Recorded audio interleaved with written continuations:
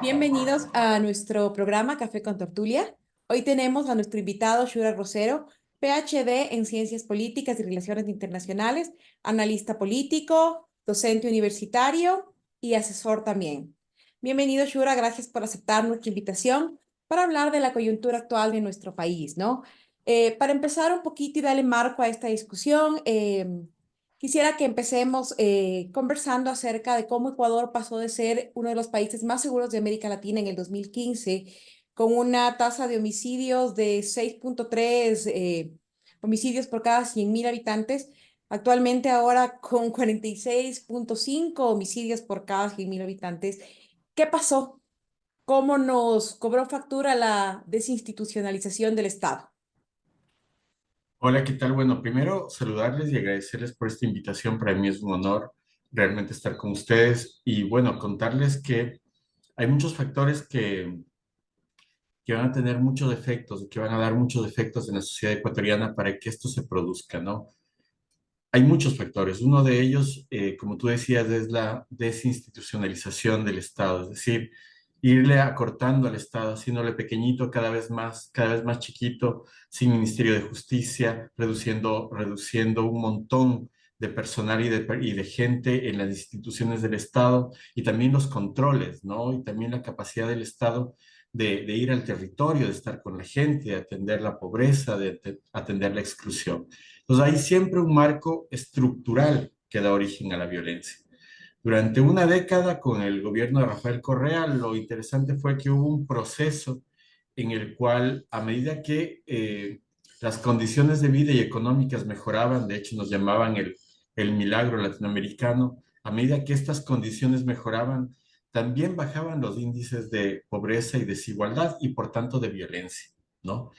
Había un sistema, una estructura institucional que aseguraba financiamiento para las fuerzas del orden, al mismo tiempo que generaban cárceles adecuadas con un sistema de reinserción y al mismo tiempo en que la desigualdad iba bajando, ¿no? Y se producían escenarios de equidad mayores. Hay condiciones estructurales que son las que generan la violencia.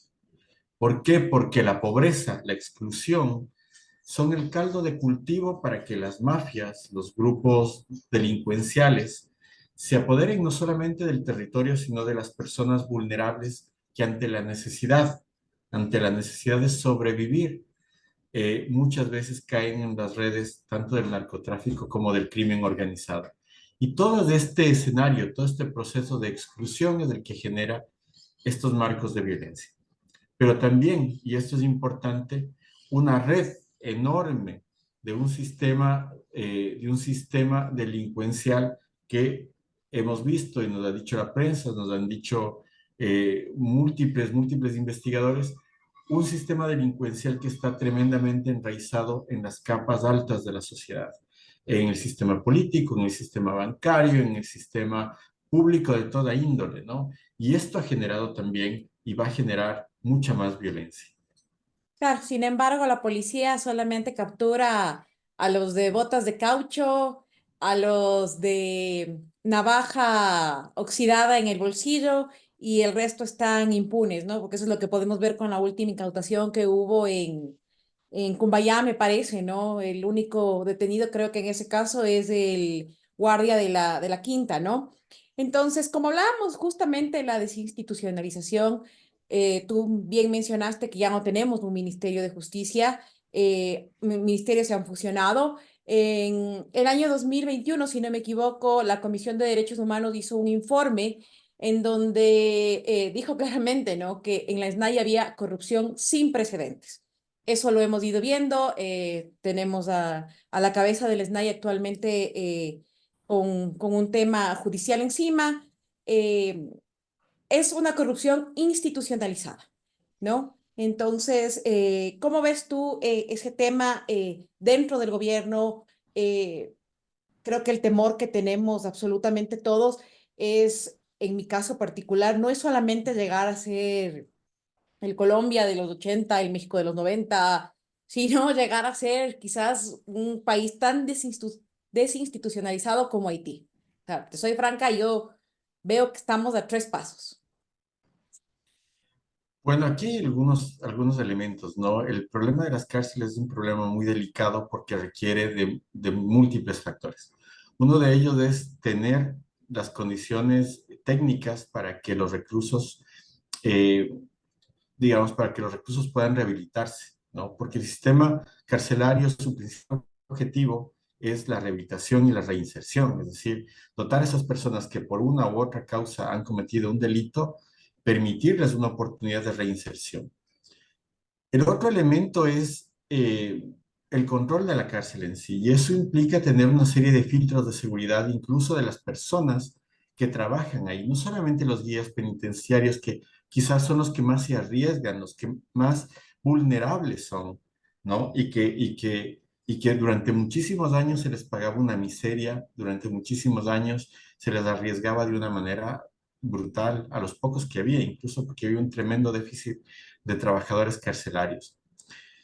Pero hay otros factores dentro de eso. Y lo que describen los periodistas y los analistas últimamente es que eh, hay una permisividad enorme para otorgar la prelibertad y un montón de ventajas a los reclusos, sobre todo a los más peligrosos.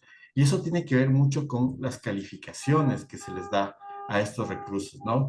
Cómo se les va sumando punto para obtener ciertos beneficios. Y eso tiene que ver mucho con no con los guías penitenciarios, sino con los estratos que van mucho más arriba de la justicia penal dentro de la cárcel, ¿no?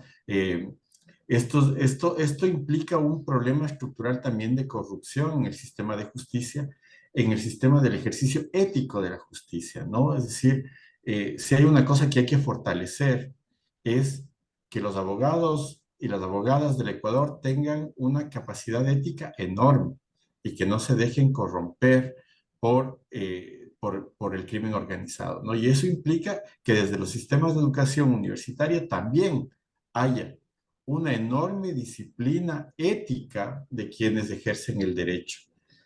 Esto se trasvasa también al sistema judicial y al sistema penitenciario y a todo el sistema que construye y que dirime las leyes, ¿no? Que dirime todo el sistema judicial.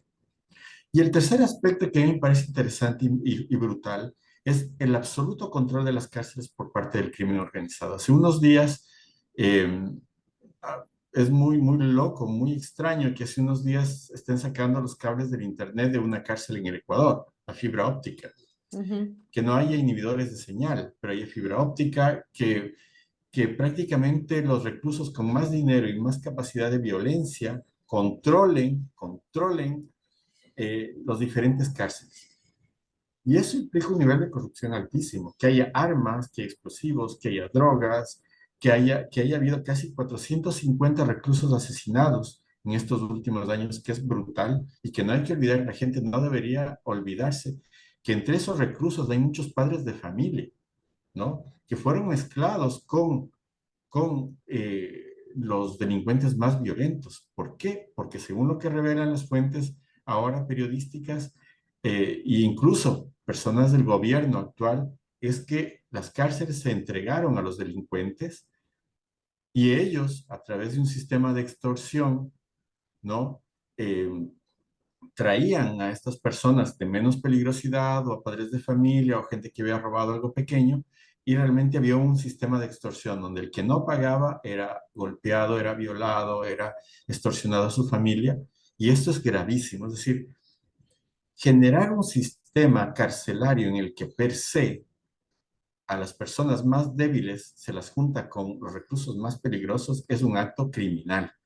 Y es un acto de suma violencia y es un acto que debe ser investigado desde la época en que empezó hasta hoy, ¿no? Recién las declaraciones del gobierno nacional dicen, bueno, ha habido una entrega, hubo una entrega formal hace muchos años, hace algunos años, de las cárceles. Esto es algo que la gente debe recordar y se debe investigar. Pero eso te dice muchas cosas. Te dice también que el sistema judicial, cuyo último ratio, como su última posibilidad, debería ser encarcelar a la gente, muchas veces va encarcelando a la gente también porque detrás de eso hay un sistema de corrupción y de extorsión que usa la ley para obtener beneficios. Y eso es gravísimo también.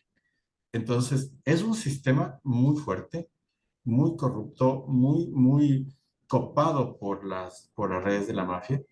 Y por otro lado, tienes todo el escenario del narcotráfico. Cómo el narcotráfico en las cárceles se dio el lujo de controlar a través de las cárceles a todo su sistema de entrega y propagación de la droga a nivel mundial, ¿no? Incluso de la apertura de nuevos mercados, incluso de construirse a sí mismos como un estado autónomo. Entonces, todas esas cosas son muy graves. Y eso obedece a lo que tú decías al principio. Obedece a que un país sin institucionalidad, sin instituciones fuertes, sin suficientes elementos, sin una capacidad de escoger también quién va a trabajar ahí, quién no, está debilitado. La violencia proviene justamente de ese estado chiquito al cual nos ha llevado el sistema neoliberal. Claro, sin embargo, se habla mucho de seguir con este tema de la reducción del Estado, ¿no? A pesar de que nos presentan ahorita una supuesta fuerte lucha contra estos grupos armados, sí se habla de seguir reduciendo el Estado. Personalmente, yo trabajé con la cárcel aquí en Tungurahua y puedo dar fe de que todo lo que tú dices es real, es real. O sea, yo miraba cómo la entrada principal estaba totalmente deshabilitada, la entrada donde tenías tú el escáner y todo, y se entraba por otra puerta, no había ningún tipo de filtro, o sea, era realmente una cuestión para tener miedo, ¿no? En ese sentido, Shura, podemos ver cárceles que están completamente tomadas, ¿no? Tenemos la penitenciaría del Litoral tomada por los lobos, por los Chone Killers, los choneros son dueños de la regional de Guayaquil. Básicamente ellos tienen ahí incluso una organización ya donde tienen sus gerencias, sus sitios desde donde manejan todo, ¿no? Como tú decías, unas pequeñas ciudades, ¿no? ¿Qué llevó a esto, ¿no? ¿Qué llevó a que aquí, en el país, se inserte el cartel de Sinaloa, se inserte los albaneses, se inserte el otro cartel que se fue Con el nueva nombre? generación. Exactamente, Jalisco Nueva Generación. ¿Qué es lo que llevó a eso, no? Porque escuchaba yo mucho, ¿no? Que no, que esto ya lleva demasiados años para que tengan este nivel de institucionalización ellos, en cambio, ¿no? Mientras el Estado se desarmaba, ellos se armaban, que esto ya lleva muchísimos años, ¿no? En qué punto empieza a pasar esto, ¿no? Porque si analizamos un poco, podemos ver que hasta el 2018, si no me equivoco, la mayoría de cabecillas estaban presos, ¿no? Es después que empiezan a ver todas estas medidas cautelares y que se fugan y que salen y que esto y que lo otro, ¿no? Bueno, debes de entender que el sistema del narcotráfico es un sistema transnacional muy potente. Y bueno, ha habido el mismo sistema, los mismos narcotraficantes tienen crisis de vez en cuando y buscan tanto territorios como mercados nuevos, ¿no? En la guerra entre Jalisco Nueva Generación, el cartel del Golfo, los Zetas, los nuevos carteles que fueron surgiendo a partir de la crisis que se da en la década de 2010 hasta 2016, 2017, es justamente una lucha por los mercados y una lucha por el control de los territorios transnacionales. No solamente Colombia, no solamente Perú, sino también Ecuador, ¿no? Entonces, hay todo un circuito del narcotráfico que funciona y que además recolecta enormes cantidades de dinero y que además funciona tan bien organizado que tiene influencia política. Política y influencia política significa el control de varias instituciones de estos estados, ¿no? E implica además una cosa que la gente no percibe muy bien, que es que ellos trabajan de una manera inteligente, porque hacen inteligencia y también hacen análisis, ¿no? Dentro de toda su estructura criminal, de dónde insertarse y cómo hacer efectivos sus cargamentos de droga hacia los nuevos mercados. Los nuevos mercados ahora son Europa del Este sobre todo. ¿Y por qué? Porque Estados Unidos está copado ahora con las drogas sintéticas, ¿no? Que son más baratas, que son de más fácil transporte, que se pueden hacer en casa. Todo este sistema de la drogadicción dura que se está viendo también en Canadá, en Estados Unidos, ¿no? De la gente que se vuelve casi zombie. Entonces, migran sus mercados hacia Europa, pero también migran sus estrategias de copamiento de los territorios Y esto se debe sobre todo a un fenómeno muy preocupante y es la capacidad que tienen de infiltrar el sistema financiero. Y Ecuador y otros países son muy vulnerables a la infiltración del narcotráfico en los sistemas financieros, ¿no? Sobre todo en lugares donde el dólar es muy fuerte o donde hay dolarización, porque les permite lavar tremendas cantidades de plata sin que se registre como una anomalía. Y para eso usan el sistema bancario, usan eh, la inversión, tanto inmobiliaria como de infraestructura, etcétera, etcétera. Tienen muchos mecanismos. Y luego esa plata la sacan donde quieren, paraísos fiscales y todo eso. Entonces, es importante y ha sido importante que los gobiernos neoliberales de alguna manera han facilitado la capacidad del narcotráfico de lavar el dinero y de sacarlo a países fiscales. Lavarlo en nuestros países y sacarlo. ¿Cómo? Bajando las cargas impositivas de la salida del capital y por tanto los controles. Uno, evitando que haya instituciones fuertes de control financiero, ¿no? La destrucción de los organismos de control financiero o su debilitamiento ha contribuido a ser más vulnerable. Y otro, tomemos en cuenta que según algunos analistas, entre 3.500 y 5.000 millones de dólares pasan por el Ecuador a través del narcotráfico, ¿no? Y es un rubro extremadamente importante. Entonces pensemos en que hay tal cantidad de dinero que está yendo y que además puede lavarse y que, o sea, si pasa o no sé si pasó o no la cuestión de los casinos, es mucho más fácil lavar. Entonces, todo ese sistema financiero genera una estructura económica, una estructura de influencia política y una estructura de influencia incluso militar, en términos de que ellos tienen soldados, sus soldados, ellos tienen sus propios soldados, tienen su propia estructura militar y van copando territorios, ¿no? Eso pasa muchísimo cuando los carteles se apoderan de territorios. Y es evidente que estos territorios en el Ecuador han sido abandonados por el Estado estos últimos 7 años porque sencillamente no ha habido Estado, no ha habido atención a la gente. Y al abandonarlos, los narcotraficantes se toman ciudades, barrios, cuadras, casas, y a la gente la tienen arrinconada mientras ejercen su poder. Así es, 3.500 millones de dólares han sido lavados cerca de ese valor lavado en el sistema financiero. Se estima más o menos que entre el 5 y el 10% del PIB está siendo como cantidad lavada. Y no olvidemos que el día de hoy o el día de ayer, el actual ministro de Economía habló de la total desmantelación del WAF. ¿Ya? Esta desmantelación empezó más o menos en el año 2017, 2018. Solamente como un paréntesis, recordemos que quien estuvo a la cabeza en ese tiempo era Diana Salazar, actual fiscal general del país. Entonces, creo que tenemos armado un marco bastante interesante como para entrar a hablar de la respuesta que ha dado el gobierno actualmente. El presidente Noboa habla de un plan Fénix. Sin embargo, ahora vemos que ya se ha legitimado la intervención de Estados Unidos precisamente para hacer este tema de control. Y a mí me preocupa muchísimo el tema de los derechos humanos. Me preocupa muchísimo ese tema y quisiera un poquito de tu apreciación de qué implicación tiene esta intervención, qué implicación tiene la declaratoria de conflicto armado, pues pasaron a ser las bandas delincuenciales, a ser terroristas. Ahora no se ha dado, pero si te identifican como parte de alguna banda por algún tipo de tatuaje o algo, yo tengo muy tatuada en la cabeza el tema de los hermanos Restrepo, Consuelo Benavides. Bueno, tú conoces todo lo que sucedió en aquella época y es algo que realmente a mí sí me pone nerviosa, aunque evidentemente el Estado tiene que dar una respuesta contundente, no podemos quedarnos solamente debatiendo. Sin embargo, mi pregunta es, ¿estas son realmente las soluciones que van a dar fruto en nuestro país, tomando en cuenta que sí se puede analizar a Perú, a Colombia, que vivieron esto mismo, vivieron esas intervenciones y a mi parecer no fueron tan exitosas?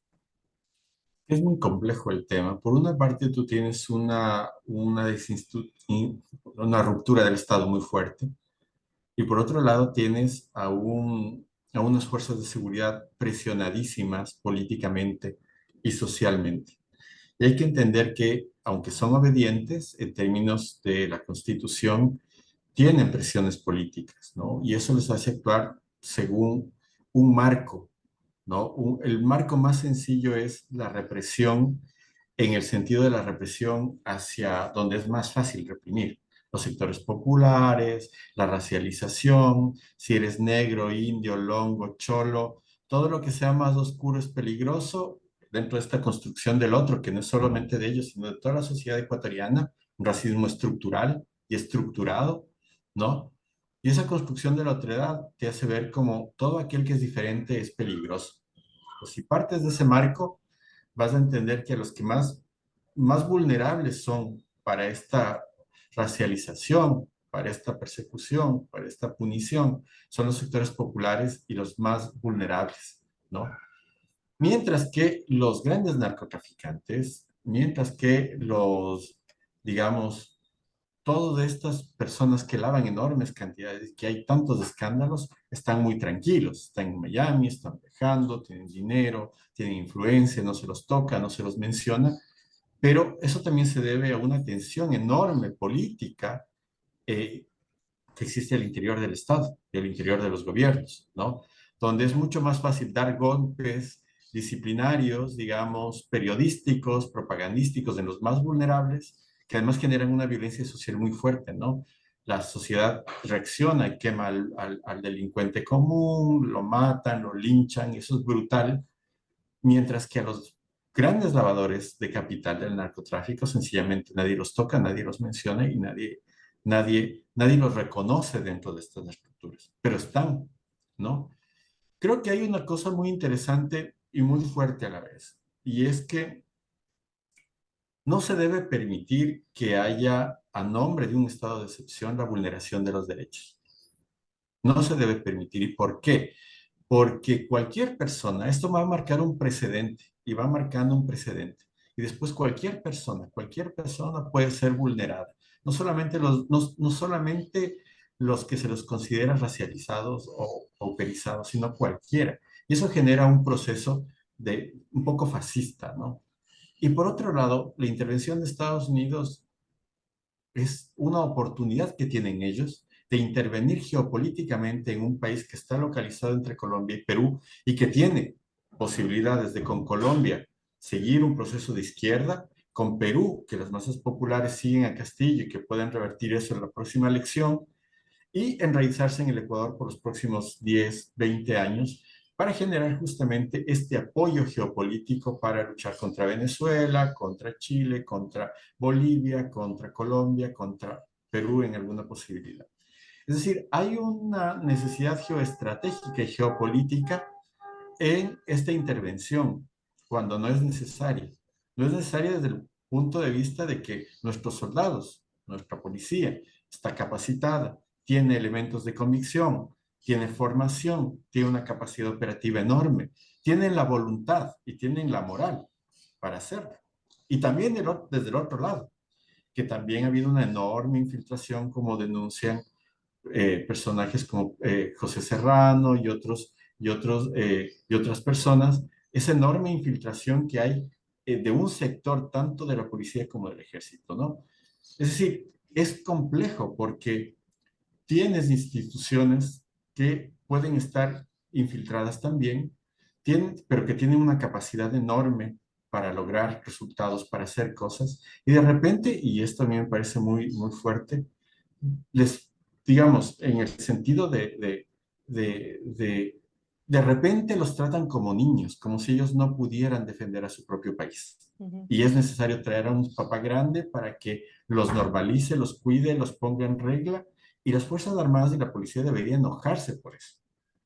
Debería enojarse de que los traten como niños, porque tienen una moral, tienen una capacidad militar, de formación intelectual suficiente para hacerlo. Ahora, siempre hay que entender que son fuerzas obedientes y no dirimentes y muchas veces están por debajo o obedeciendo una estrategia o unas condiciones políticas. Se habla de políticas que están en el exterior, de políticos, que de alguna manera fuerzan a ciertas instituciones de seguridad para establecer sus propias, eh, sus propias necesidades. Y este, el escándalo de los ECU 911 ya nos dice que cuando hay un sistema político corrupto, puede presionar y utilizar a las fuerzas del orden para hacer cosas que no deben, ¿no? Los seguimientos del ECU 911 que acaban de salir como un escándalo, que acaban de admitir el señor ministro, justamente están diciéndonos eso.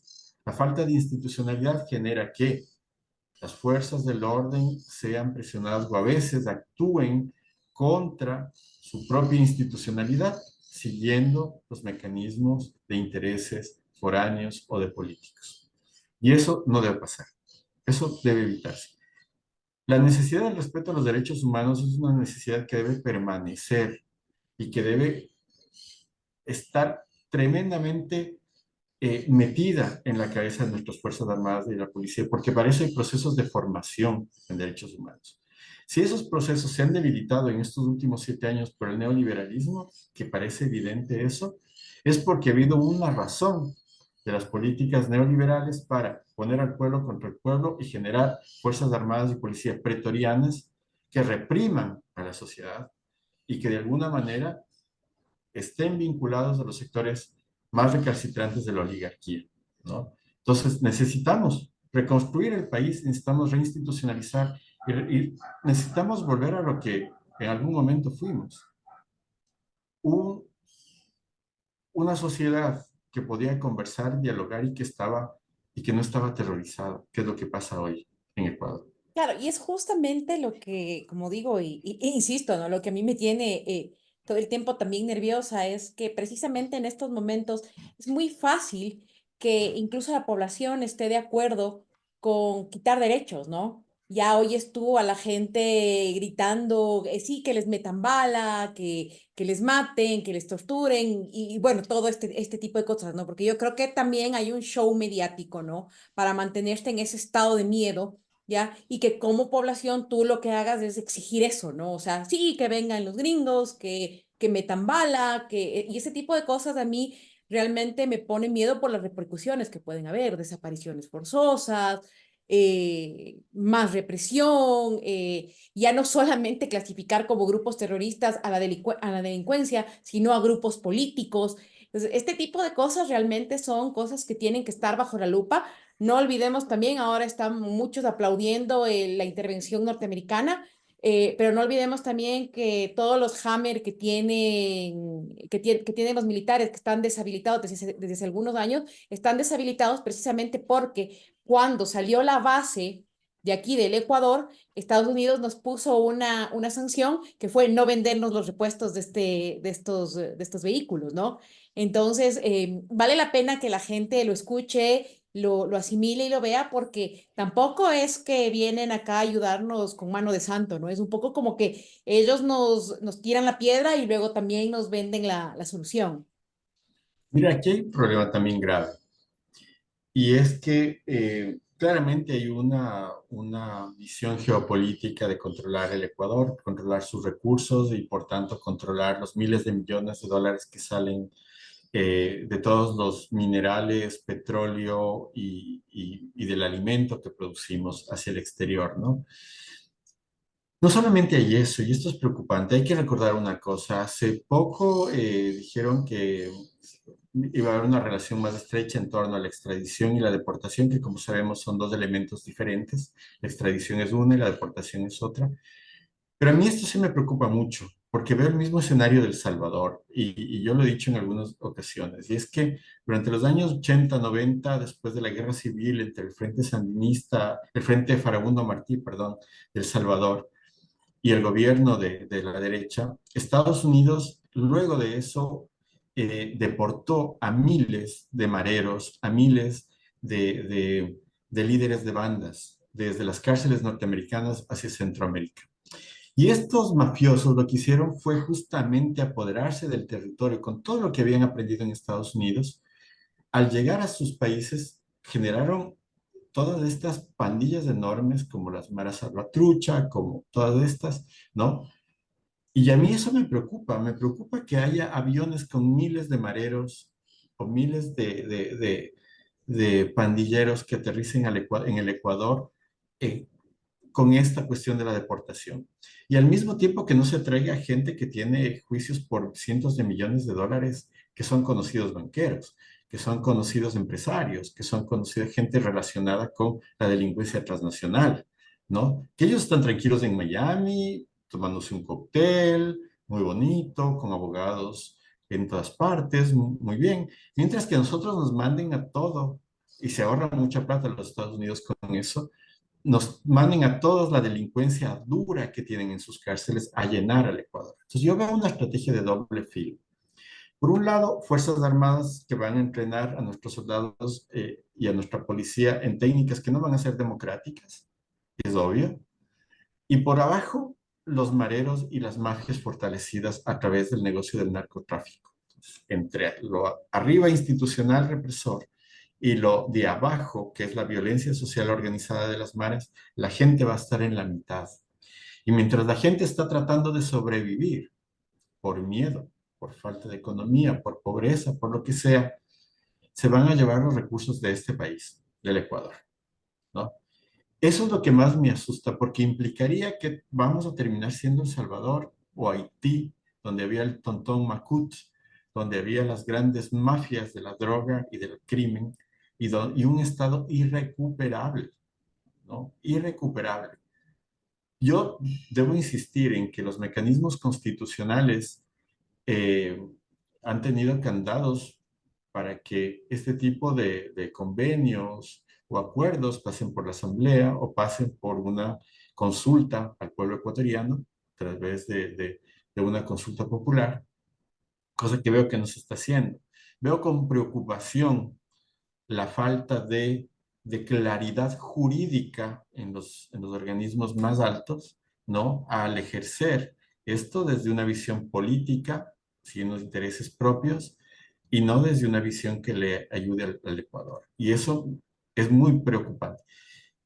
Y si a eso le sumamos los cientos de miles de ecuatorianos que se están yendo fruto del terror a otros países, yo converso con mucha gente, me encuentro con mucha gente en diferentes países, en diferentes lugares del estado, y están muy asustados. Hay gente que se va solamente por el miedo, no solamente por la pobreza, no solamente por los 6 millones de pobres que hay en el Ecuador, no solamente por los 5 millones y medio de personas que están en subempleo, desempleo o empleo precario, no solamente porque la gente vive con $3 al día, sino por miedo.